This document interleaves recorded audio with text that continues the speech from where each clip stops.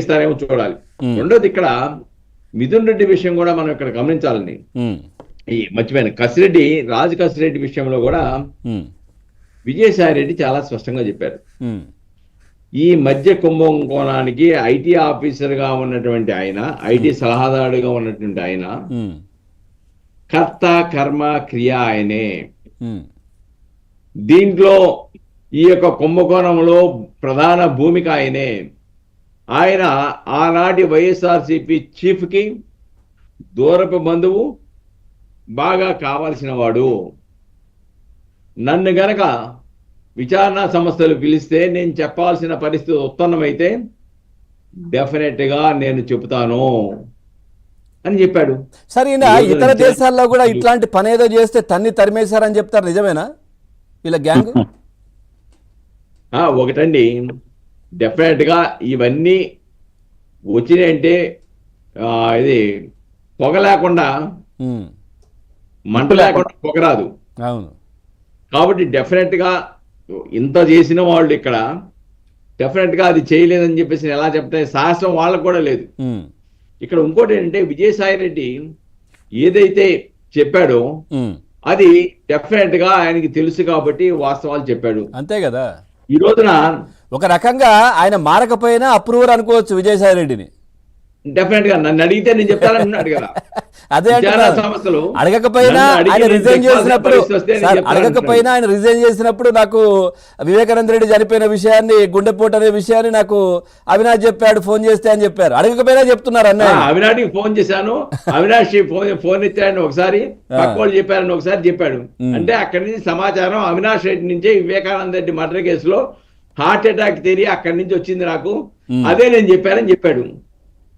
కాబట్టి అవినాష్ రెడ్డి పాత్రని అక్కడ స్పష్టంగా చెప్పాడు. ఇక్కడ రాజు కసిరెడ్డి పాత్రని కళ్ళ కట్టినట్టుగా ఆయన పాత్ర ఏంటో చెప్పాడు. ఓకే, కాబట్టి నన్ను విచారిస్తే నేను చెప్తానన్నాడు. రెండోది, ఇక మిథున్ రెడ్డి దగ్గరికి వచ్చేటప్పటికి మిథున్ రెడ్డి పేరు ఎఫ్ఐఆర్ లో లేదు. కాకపోతే ఒక ఇద్దరిని విచారిస్తే ఆ ఇద్దరు, ఒకళ్ళు పోలీసు వారు చెప్పినటువంటి సాక్ష్యంలో చెప్పారు, మరొక వ్యక్తి మేజిస్ట్రేట్ ముందు చెప్పినటువంటి సాక్ష్యంలో, నమోదు చేసుకున్న సాక్ష్యంలో చెప్పారు. అంటే 161, 164. 161, 164. ఓకే, ఆ రెండింటిలోనూ పేరు చెప్పారు కాబట్టి నాకు ముందస్తు బెయిల్ ఇవ్వండి, నన్ను అరెస్ట్ చేసే ప్రమాదం ఉంది అని చెప్పేసి న్యాయస్థానాన్ని ఆశ్రయించారు. నేను మా నాన్నగారికి వెళ్ళాలి, మా నాన్నగారికి చెయ్యి విరిగింది, మా తండ్రి గారికి చెయ్యి విరిగింది, చూడటానికి వెళ్తే అక్కడ అరెస్ట్ చేస్తారు అది అని చెబుతూ, ఇలాంటి కేసుల్లో గతంలో చంద్రబాబు నాయుడు గారికి ఇచ్చారు, నారా లోకేష్ గారికి ఇచ్చారు, నాకు ఇవ్వండి అని అడుగుతాడు. అంతేకాకుండా వాళ్ళ పేర్ల గారు చెప్పేది ఏంటంటే, ఈ ప్రభుత్వం రాజకీయ ప్రతీకార వాంఛ తీర్చుకోవడానికి ఇలాంటి తప్పుడు కేసులు పెట్టి వైఎస్ఆర్సీపీ నాయకులను వేధిస్తుందని న్యాయస్థానం ముందు చెప్తాడు. ఓకే, అంటే ఎంత కవరింగ్ చేసుకోవడానికి ప్రయత్నం చేసినా రికార్డు, పోలీసు విచారణ సంస్థ దగ్గర ఉన్న రికార్డు వాస్తవాలు చెప్పుద్ది. న్యాయమూర్తులు వీళ్ళు ఎన్ని చెప్పినా ఆ రికార్డును పరిశీలించకుండా వాళ్ళు ఒక నిర్ధారణకు రాలేరు. దీంట్లో కోట్లాది రూపాయలు కుంభకోణం ఉందని చెప్పేసి రికార్డులో ఉండగా ఇంత పెద్ద కుంభకోణంలో ఏ విధంగా ఇస్తామో, నీకు బెయిల్ డిస్మిస్ చేస్తున్నాం, ముందస్తు బెయిల్ ఇవ్వమో, మీరేమన్నా కావాలని తర్వాత చూసుకోవాలి. అయితే ఇంకోటి కూడా అనొచ్చు, కొంతమంది ఏమంటుందంటే మిథున్ రెడ్డిని వదిలేసినట్టే కదా, ఆయన పేరు లేదు కదా అని.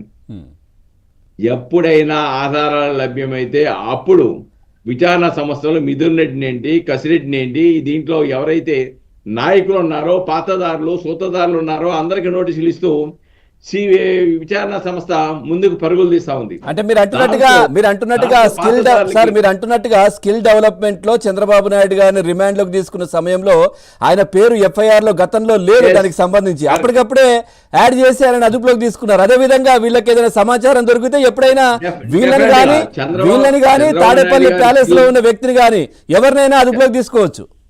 చంద్రబాబు నాయుడు గారు స్కిల్ డెవలప్మెంట్ లో ఆయన ముద్దాయి లేడు ఎఫ్ఐఆర్ లో. అవును, తర్వాత మెమో వేసి కోర్టులో విచారణలో ఆయన మీద కూడా ఆరోపణలు వచ్చినాయి కాబట్టి ఆయన్ని మేము కస్టడీలో తీసుకుంటున్నామని చెప్పేసి కర్నూలులో తీసుకున్నాడు. అలాగనే వీళ్ళ మీద కూడా ఫర్దర్గా సమాచారం కనుక వస్తే, వీళ్ళ పాత్ర కూడా తెలిస్తే, ఎప్పుడు ప్రాథమిక సాక్ష్యాధారాలు లభించినా అప్పుడు వాళ్ళని అరెస్ట్ చేసి వీళ్ళ న్యాయస్థానం పాత్ర ముందు ఏంటి సార్ ఇవన్నీ లింకులే కనపడుతున్నాయి కదా ఆయనను కూడా అదుపులోకి తీసుకోవచ్చు. డెఫినెట్గా తీసుకోవచ్చు. కానీ వీళ్ళు ఏం చేస్తున్నారంటే విచారణ సంస్థలో కొద్దిగా 4 ఆధారాలు లభ్యమైన తర్వాత అరెస్ట్ చేద్దాము, ముందుగా అరెస్ట్ చేయడం ఎందుకని ఓపిక అంటే పడుతున్నట్టుగా సార్ ఇట్లా ఉంటుందా అర్థమవుతోంది. లీగల్ గా కొంచెం ఫ్రీ హ్యాండ్ ఇచ్చినట్టుగా? అంటే ఇప్పుడు హైకోర్టుకి వెళ్ళారు, అక్కడ హైకోర్టు మీ పేరు లేదు మీకు ఇవ్వము అని చెప్పేసింది బెయిల్ కి సంబంధించి ముందస్తు